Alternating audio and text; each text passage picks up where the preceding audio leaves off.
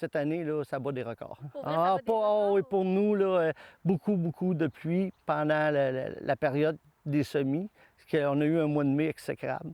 Fait que beaucoup de producteurs ont essayé, mais ça fait qu'on a des champs qui sont, en fin de compte, pas avec un haut potentiel de rendement. Ouais, oublié quasiment. Non, cette année, ce ne sera pas une année de record. C'est bien variable. Puis même dans une région, entre voisins ou bien le producteur, les différentes terres qu'il y a dans différentes municipalités, là, je pense que c'est des changements climatiques là, qu'on a qui fait de sorte là, que c'est vraiment des intempéries qui sont localisées. Puis ce qu'on remarque un peu plus cette année, ou du moins qui est porté à notre attention, c'est les grosses quantités d'eau qui tombent là, très, très rapidement, qui peuvent causer quand même pas mal de dommages aussi. Là. Le maïs, les croix sont en train de sortir. Puis juste un peu plus bas dans le champ, on voit que le maïs ne viendra pas à maturité avant quelques semaines et ce ne sera pas du grain qui sera facile à fin de compte. Il va y avoir un niveau d'humidité sûrement très élevé à la récolte.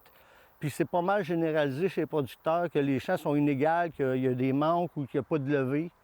Dans le coin, c'est pas mal ça.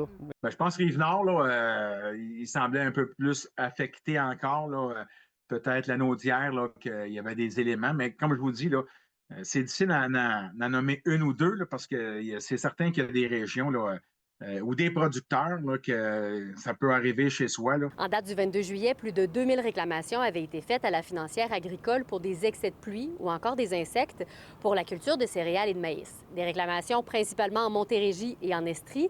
C'est la catégorie avec le plus d'avis de dommages cette année. Une année comme cette année, c'est dur sur les producteurs. C'est vraiment dur. C'est dur moralement et c'est dur, à fin de compte, sur le portefeuille. Parce qu'il ne faut pas se le cacher, le potentiel de rendement ne sera pas là. Fait que la plupart des producteurs, j'imagine, ont déjà appelé leurs conseillers pour leur dire qu'il y aurait des baisses de rendement, qu'il y a eu des levées inégales ou pas de levées. C'est de là qu'on travaille et qu'on essaie d'améliorer, là, nous autres, nos principes d'assurance récolte, les bonifiés. Là, c'est qu'on veut. Il y a des secteurs qui ont passé, qui ont eu des bonifications, là, le maraîcher l'année passée. Nous, producteurs de grains, mais c'est supposé d'arriver dans les prochaines années. Là. On souhaite qu'on ait un automne clément pour nous donner une chance d'avoir des récoltes au moins le plus égales possible. André Bergeron récolte habituellement son maïs en octobre. Il s'attend à une récolte plus tardive cette année. À Saint-François-Xavier de Brompton, Fanny Lachance-Paquette pour Nouveau Info.